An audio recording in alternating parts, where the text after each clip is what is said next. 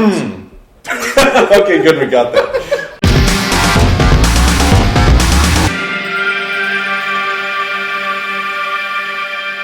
Hey everybody, and welcome to 2M Football. I'm Mike. You haven't heard my voice before in the intro videos, but this is me. And I'm Matt, and today we're going to kick off our first episode discussing the AFC South, starting with the Houston Texans. So we'll kick things off with a quick recap of the 2016 season. In Bill O'Brien's third year as the head coach, the Texans won the AFC South for the second consecutive year with a 9-7 record. That was good enough to get them into the playoffs, where they won a home game against the Raiders before falling to the Patriots in the divisional round. And it's an unfortunate loss. They were on a good roll there for a while. They were. But Patriots, pretty tough to beat. You might have heard they won the Super Bowl. Yeah. So they're pretty good team. Newsflash, I don't know. Breaking news. Yeah, just fresh off the presses.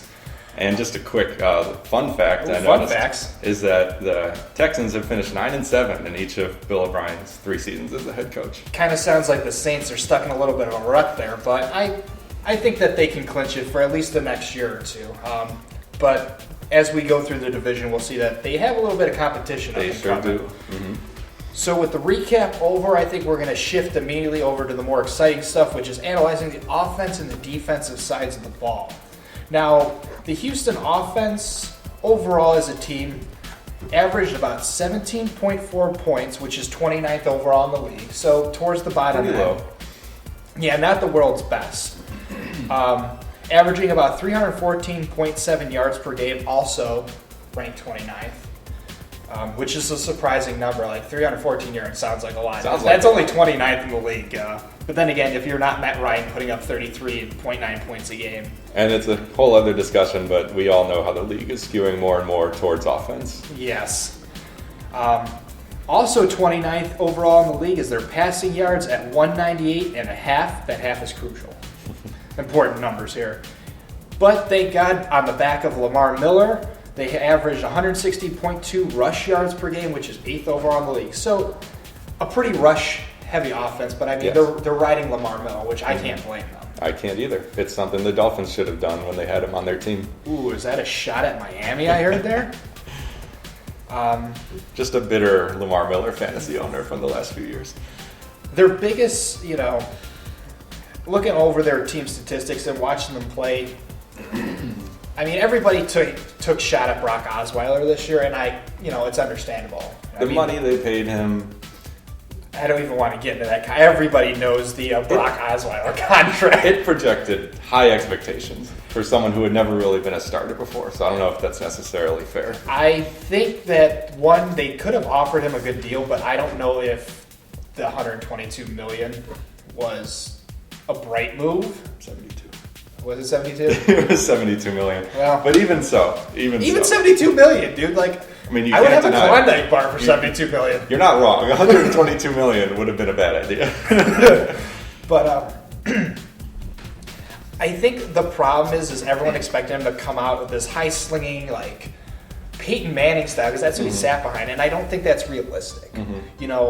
Everyone always says, these great quarterbacks can go anywhere and play, and to a certain extent that is true. But then again, this isn't Peyton Manning, this isn't Brett Favre, this isn't even like Aaron Rodgers or Brady. If you pulled them out of their current systems and plugged them into a new system, there's no guarantee their success can be reciprocated. I mean, offensive coordinators run different schemes. I mean, look at the weapons that Denver has. They've got Demaryius Thomas, Emmanuel Sanders. That's very good. When C.J. Anderson gets healthy again, they'll have another additional running back to Biz. Yep. And compare that to DeAndre Hopkins, who really had his first productive season a year ago, and the rookie Will Fuller was their number 2 receiver. So not the same supporting cast. No, but definitely up and coming. I like where they're going. I think they made better adjustments later in the offensive season when they started running a more of a 2 tight end set between C.J. Fedorowicz and Griffin. Yes. Which anybody who's played me in Madden, Mike, knows I am a big fan of throwing to tight ends. They don't run the most advanced routes per se, but they are big, heavy targets, and they're hard to take down. Yeah, that is a lot like Brock Osweiler's tendencies, because the tight ends combined had 164 targets last season, and they were heavily utilized by Osweiler. Yeah, CJ Fedorowicz was second on the team in receptions with 54 receptions totaling 559 yards, which is quite a few for a tight end. That's a lot. Whose position is deemed as a blocking personnel. You can't see my hand gestures, but I made quotations. Doing air quotes. Air quotes, because everybody does air quotes. The biggest flaw in their offense, I think, was their third down conversions. They converted 87 of 223 in the regular season, which is a 37% conversion rate. That's really low. Granted, you can argue they rode the back of their defense, which they did, and it's smart. Any team that has an outstanding defense like Houston, it's smart.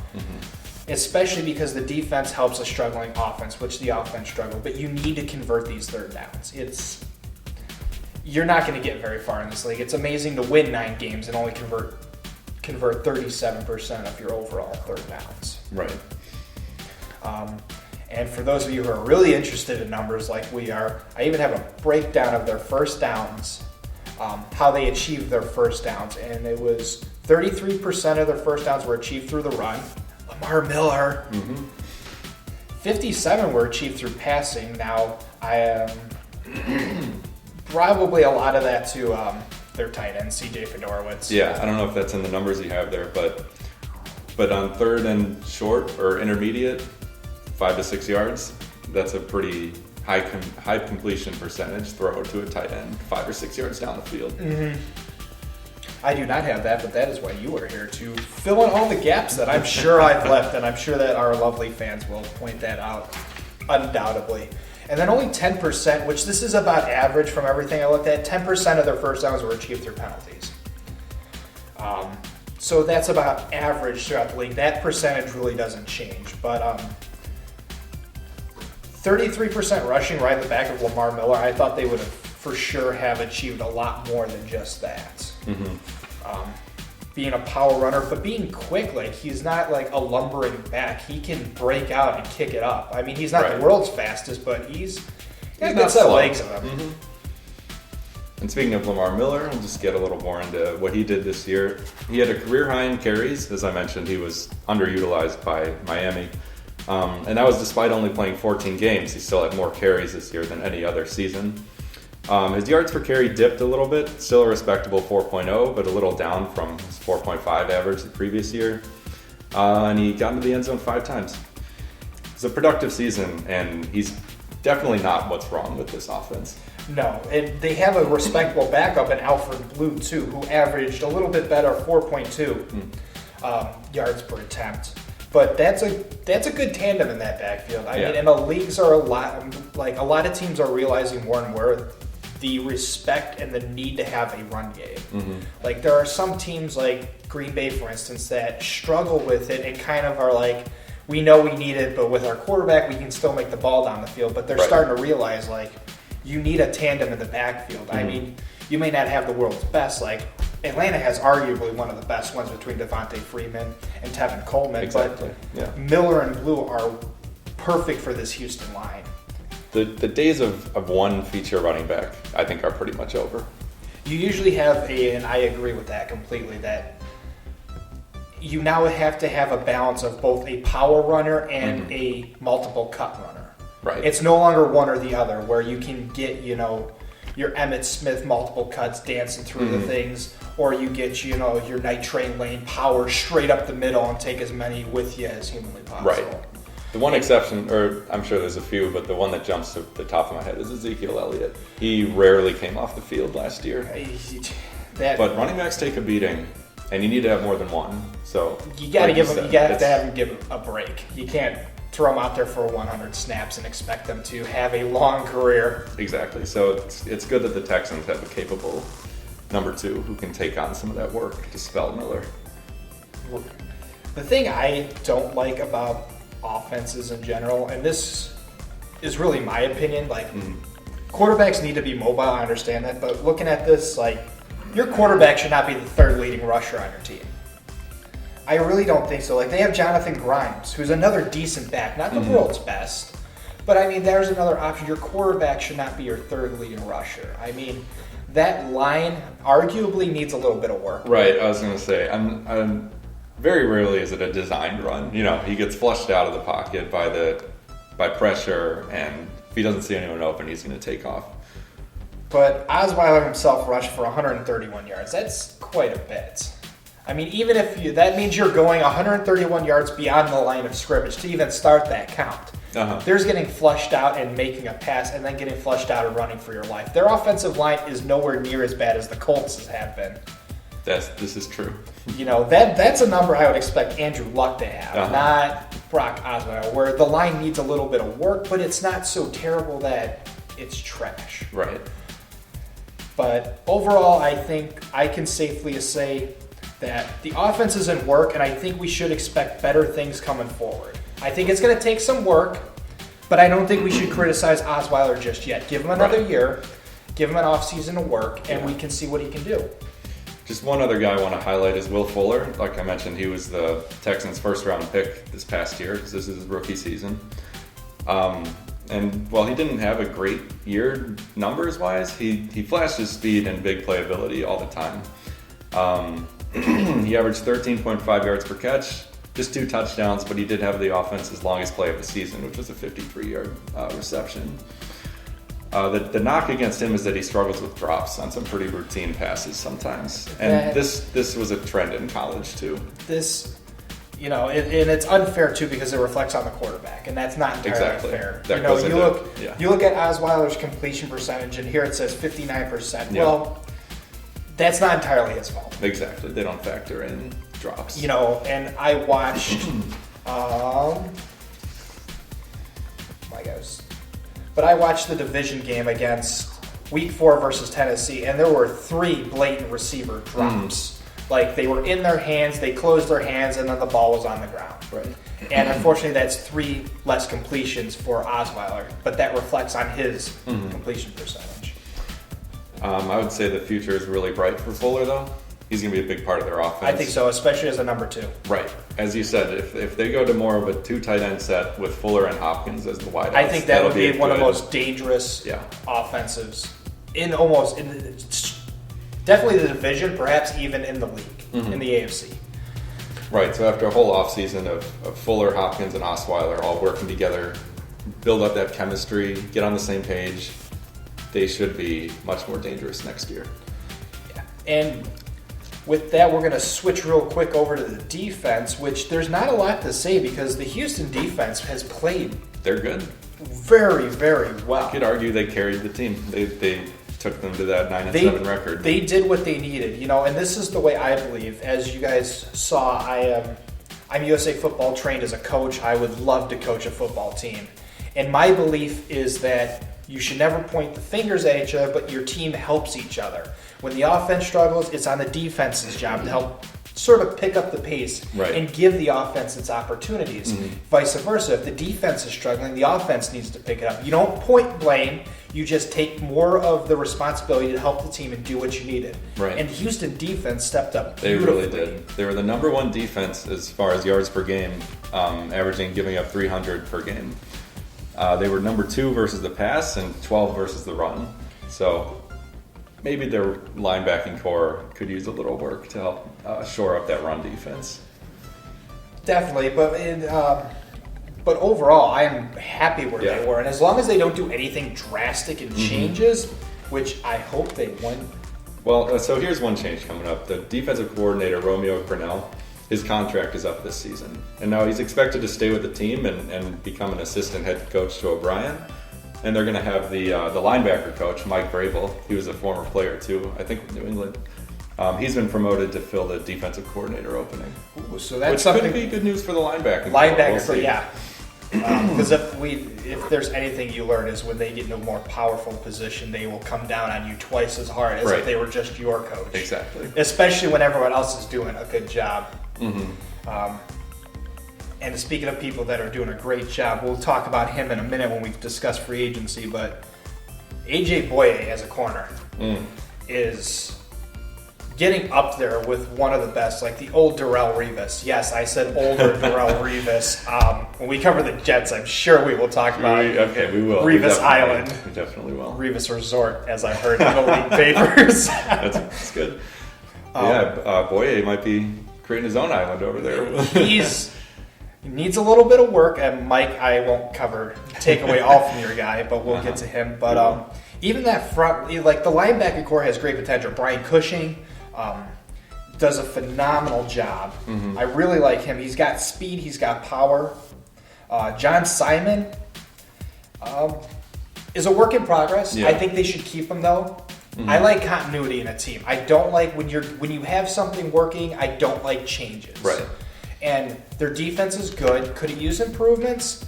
It could use improvements. Everybody's defense could use improvements. I think AJ Bouye could use a second-hand help in the back as a safety. Don Jones, didn't see a lot out of him this year.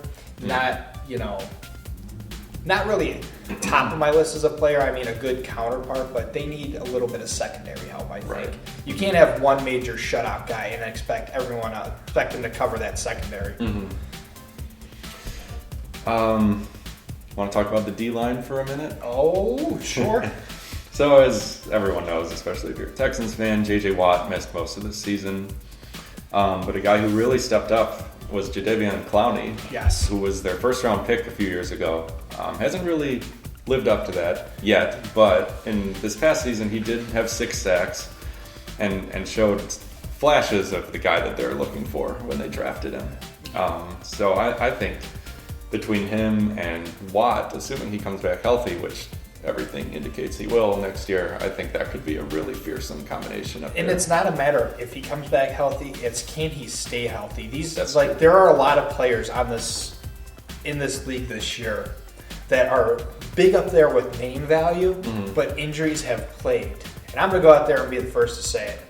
When we get to those sections, I'll cover more. But Tony Romo, Gronkowski, and now Watt's on this list of they've been so plagued by injuries. Are they the same players when they started? I mean, we'll see.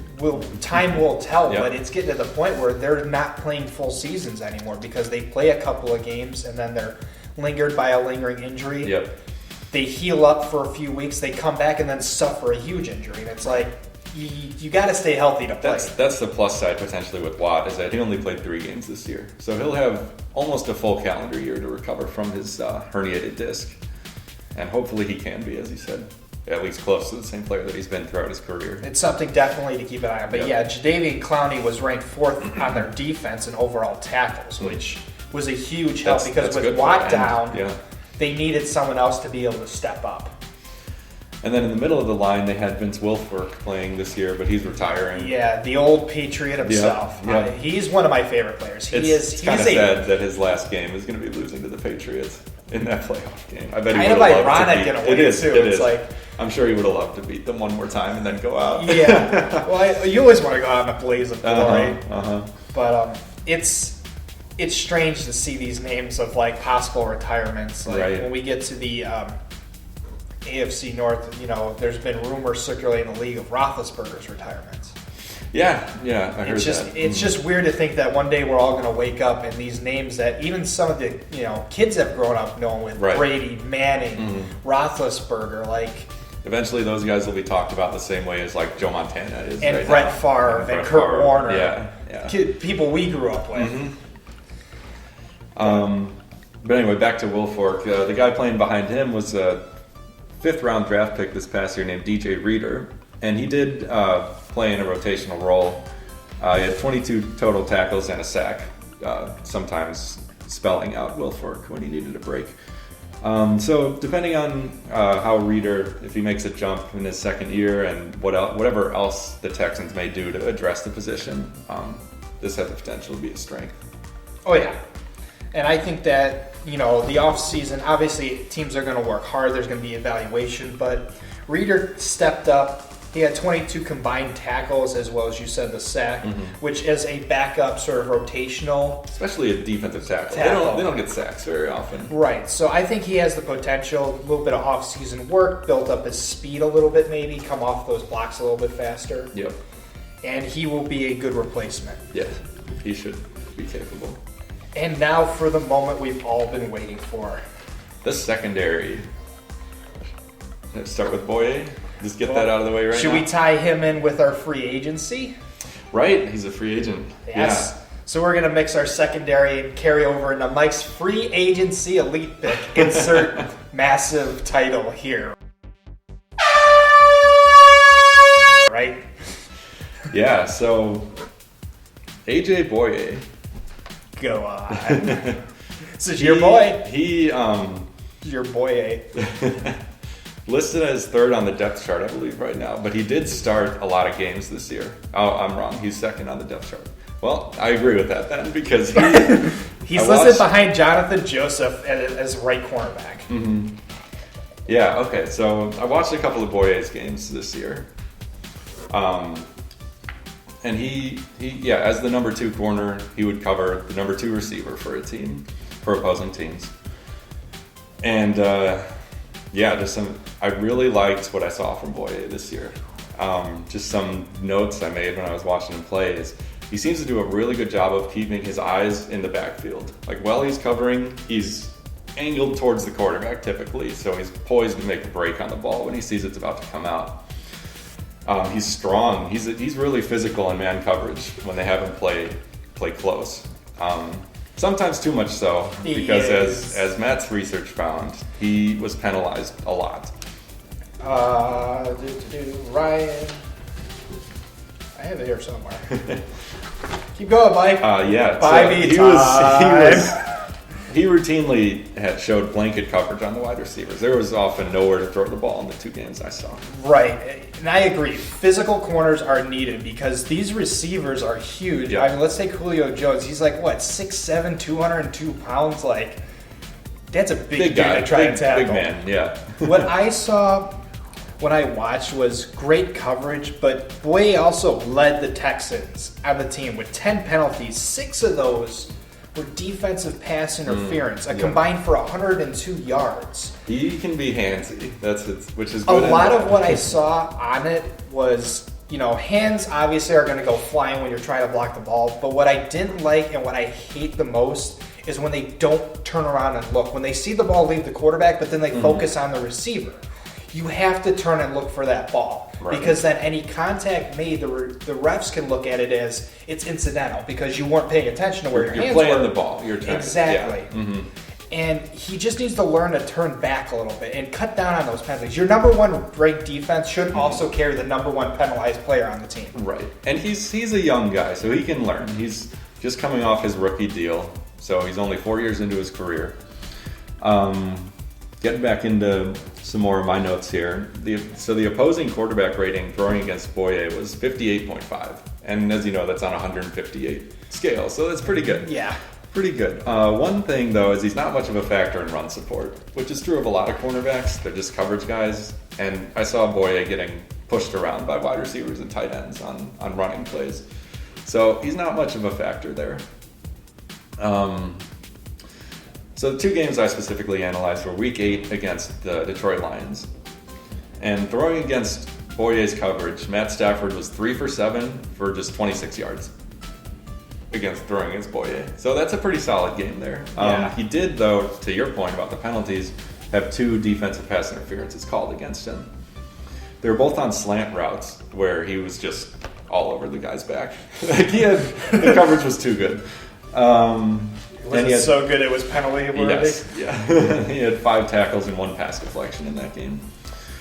And that was primarily covering Golden Tate, who was the Lions' number 2. Mm-hmm. And then the other game I studied was Week 14 at the Colts. In this game, he was covering Dante Moncrief most of the time, which is a much easier assignment than T.Y. Hilton, who with the number, I forget who... Jonathan Joseph was on him. Yeah. So Moncrief is a much easier assignment. But Andrew Luck was just 1 for 5 for 20 yards throwing against Bouye. No penalties in that game, too. So yes. that was nice to see. It was interesting. They seem to have a different strategy here because they had him playing off with a 10 to 12 yard cushion, which I personally don't like. So almost like it's like when he plays in zone, he can come up to the receiver to make the play rather than playing direct man to man where you're increasing the odds of a DPI being called. That is true. But I agree. As a defensive coach, and the one he got beat on, he was playing off coverage, and it was a deep in route. So receiver drives up the field. Bouye is like 12 yards off, so he backs up a little more, and then he cuts in cut over the middle. And if he's not fast enough to cover that, which is you're just going to get beat right in the middle. Which is what happened. It actually happened twice in that game, but he got lucky with a bad throw on the other time. Well, sometimes I feel like luck is half of the sport. It is. Especially with the Colts. Oh, I know, it's taking terrible. Shots at all the teams today. Oh, well. Who said we weren't controversial? Yeah, that's all the notes I had on Bouye, though. I really liked what I saw from him. I think the Texans should make an effort to re-sign him. But I know he's going to be a hot commodity because a lot of teams need secondary help. Green Bay. Including, our favorite team, the Green Bay Packers. If he doesn't stay with the Texans, I'd love to see him go to Green Bay because they could really use him. They need somebody to replace Sam Shields, but we'll get to that when we cover the NFC North. So my free agency highlighted player was the tight end Griffin, number 84. I like what I saw. As I said earlier, anyone who's played via Madden knows I'm a big fan of throwing to my tight ends. Yes, I can attest. When your tight end beats Julio Jones and your score winner trying to map out the Super Bowl, there's a problem here. But it wasn't until after Fedorowicz got injured that he really seemed to step up. Because obviously when your number one's down with injuries, you have to go to your number two. Right. Logic dictates that makes sense. And Griffin stepped up. And in the 4 games that I analyzed, he averaged about 3 completions a game, which doesn't sound like a lot, but they were key completions. Early in the season, he made a lot more key blocks, so he was a lot more of a blocking tight end because they had Fedorowicz, they had Hopkins, they had Fuller. So he took over on the role of the traditional tight end of being a blocking tight end, which you have to be both. Unfortunately, the view of tight ends in the league is they either block or they pass. And that's not true. You have to be able to do both. Yeah. Benefit to him is he, in the 4 games I watched, he wasn't penalized at all. He did occur some penalties, which all players do. It's unavoidable, really. Well, especially as much as you'd like to not have penalties called, it's rare to find a game where there aren't several holding penalties. Yeah, I assume they were offensive holding. One was offense. He was penalized 3 times. 2 for OPI, which is offensive pass interference, for those of you who don't know, which just means that the receiver pushes off the defender, and you're not supposed to do that. And then 1 was offensive holding. Okay. But in reality, he was only penalized for a total of 30 yards, which makes sense. So 1 offensive hold for a guy who was primarily a run blocker for a lot of the season is good. Yeah, not bad at all. And then what I liked is when they switched more to a 2 tight end set, using when Fedorowicz came back and Griffin, because Griffin had stepped up and became a potential threat that defenses had to watch. Now you get your second reception leader of the team back. So now you have Fedorowicz and Griffin on top of Hopkins and Fuller. That is a very deadly receiving core. Even though you don't think of a tight end as a receiver, those quick in routes, a quick dig route across the line, quick slants. I mean, it's just more and more a defensive coordinator has to account for now. I like where he's at. I think he's worth a re-sign. He's a young guy too, right? Yeah, he's run. 25, 26. 25 or 26. I think that sounds about right. So they can still get a lot of more quality years out of him. I think so. As long as, and a lot of it is as long as you treat your players right. He's great when it comes to the run, which I think helped Lamar Miller in the long run. Because he's such he's just a good blocking tight end. In the 4 games I watched, he only dropped 1 ball. Okay. The other failed completions were usually way overthrown. Not even close. Or like it was, they were throwing it away and he happened to be in the area. Oh, so technically he gets the target. He gets the target even though it wasn't meant for him to catch it. And actually in week 8 versus the Lions, he went 4 for 4. Which is good again. The Lions defense has stepped up. And then in those 4 games, he also had a touchdown, which, he got more in the season as the season progressed.